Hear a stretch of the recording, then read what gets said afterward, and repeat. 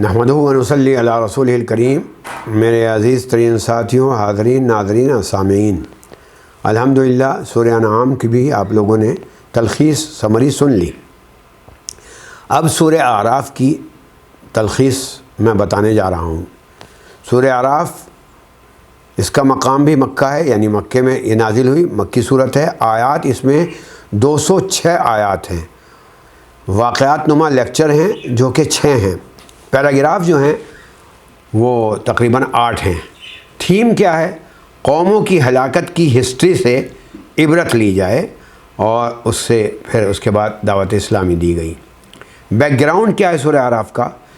13 نبوت، یعنی بالکل آخری ٹائم تھا، ہجرت ہونے والی تھی کہ یہ آخری صورت ہے جو مکہ میں نازل ہوئی۔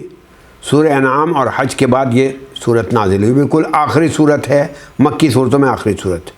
اس زمانے میں حضرت صلی اللہ علیہ وسلم کے قتل کے منصوبے تک بنائے جا رہے تھے، اسی لیے قریش مکہ کو قوموں کی ہلاکت کی تاریخ اور اس کے اسباب بتا کر زبردست طور پر وارننگ دی گئی، تنبیہ کی گئی کہ کہیں ایسا ہی تمہارا انجام نہ ہو جائے، کیونکہ پرانے زمانے میں بھی لوگوں نے نبیوں کو قتل تک کیا تھا۔ رسول مقبول صلی اللہ علیہ وسلم کو ساتھ ساتھ یہ بتایا گیا کہ صبر و استقامت کی ہدایت دی گئی۔ قیادت کی تبدیلی کی وجہ، ان قوموں کی ہلاکت کی وجہ 6 قوموں کی تاریخ بتائی کہ اس امی ہستی کے ذریعے سے بتائی گئی کہ بھائی تم لوگ اس کو نبی کیوں نہیں مان لیتے ہو، اس کی باتوں کو کیوں نہیں مان لیتے ہو۔ یہ وہ ہسٹری بتا رہا ہے تقریباً 6 قوموں کی، قوم عاد، قوم سمود وغیرہ کی، کہ جو تم لوگ کے اچھے پڑھے لکھے نہیں بتا سکتے، اور وہ یہ بالکل حرف بحرف صحیح بتا رہا ہے۔ اس ہستی نے ظاہر ہے کسی کالج میں ہسٹری کے اسباق بھی نہیں پڑھے تھے۔ ان اقوام کی ہسٹری کے ذریعے کیا کیا گیا؟ شرک کو باطل قرار دیا گیا اور توحید کا اثبات کیا گیا۔ توحید کو ایک اچھوتے انداز سے سمجھا کر دعوت ایمان دی گئی۔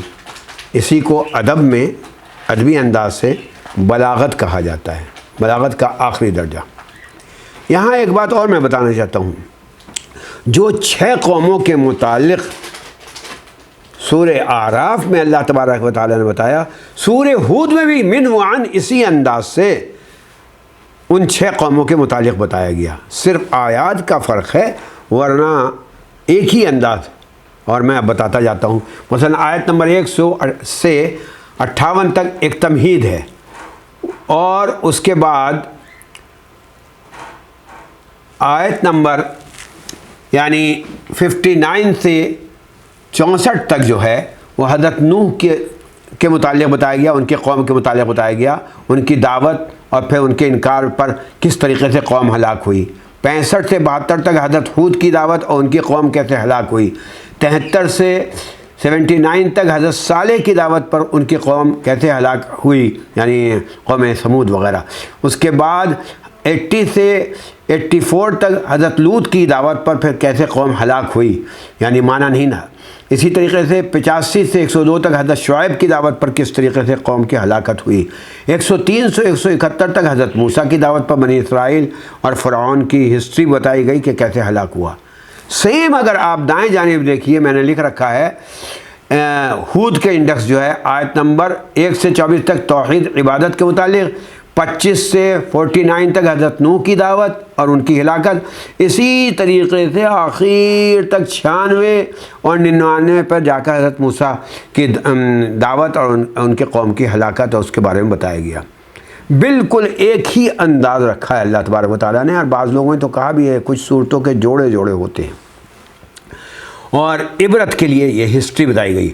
اور ہمارا تو چونکہ یقین ہے کہ ہسٹری جو قرآن میں ہے اس سے برحق اور سچی کوئی اور ہسٹری نہیں ہو سکتی، کیونکہ اس زمانے میں کتابت نہیں ہوتی تھی، اس زمانے میں ورقے نہیں ہوتے تھے، اس زمانے میں طباعت نہیں ہوتی تھی، اس زمانے میں پریس نہیں ہوتا تھا، اس زمانے میں آڈیو ویڈیو ٹی وی وغیرہ نہیں ہوتا تھا، تو سینہ بسینہ چیزیں چلی آ رہی تھیں۔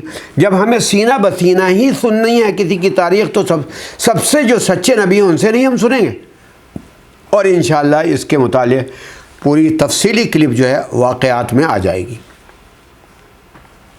جزاکم اللہ خیرہ۔